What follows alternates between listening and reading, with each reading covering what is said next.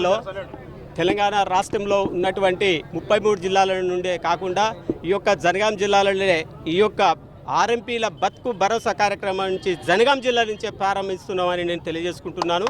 మరి అలాగే ఈ యొక్క జనగాం జిల్లా ఈ తెలంగాణ రాష్ట్రంలో ఒక దిక్సూచిగా నిలబడాలని అందుకే ఈ యొక్క ఆర్ఎంపీల బతుకు భరోసా కార్యక్రమాన్ని కూడా ఏర్పాటు చేశాము. ఈ యొక్క బతుకు భరోసా కార్యక్రమంలో మరి ఆర్ఎంపీల యొక్క డిమాండ్లను తప్పకుండా ప్రభుత్వం వెంబట గుర్తించాలి. గతంలో ఇచ్చిన 428 జీవో ప్రకారము అందరికీ సర్టిఫికెట్ ఇవ్వాలి, ట్రైనింగ్ కాని వాళ్లకు ట్రైనింగ్ ఇవ్వాలి, ట్రైనింగ్ అయిన వారికి సర్టిఫికెట్లు అందజేయాలి. అలాగే దాదాపు 2-3 మాసాల నుండి ఎన్ఎంసీ వాళ్ళు ప్రతి గ్రామాలలో పట్టణాలలో పోయి దాడులు చేసి ఆర్ఎంపీలని భయభందోళనకు గురి చేస్తూ వాళ్ళని హాస్పిటల్ను సీల్ చేసుడు కూడా జరిగింది. కాబట్టి దయించి వాళ్ళు ఇలాంటి దాడులను ఆపాలని కూడా నేను తెలియజేసుకుంటున్నాను. మరి అలాగే గతంలో ఇప్పుడున్న ముఖ్యమంత్రి రేవంత్ రెడ్డి గారు పాదయాత్ర చేసినప్పుడు సాక్షాత్తు నేనే పోయి అతనికి మెమరాండం ఇచ్చడం జరిగింది.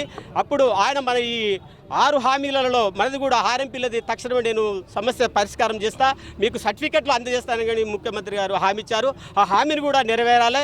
ఈ గ్రామీణ వైద్యులపై దాడులను ఆపాలి.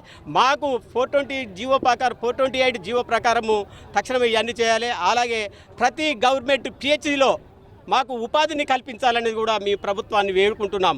ఎందుకంటే తాత ముత్తాతల నుంచి గ్రామీణ ప్రాంతాలలో రాత్రనక పగులనక వైద్యాలు చేసుకుంటూ ఉన్నాం.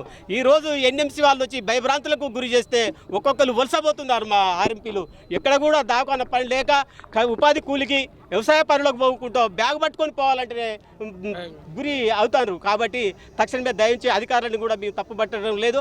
కాకపోతే మాలో ఎవరన్నా ఎలాంటిది తప్పు చేస్తుంటే సంఘపరంగా మేము వాళ్ళకు బాధ్యత మేము వహిస్తామనేది కూడా ఈ సభాముఖంగా తెలియజేస్తున్నాం.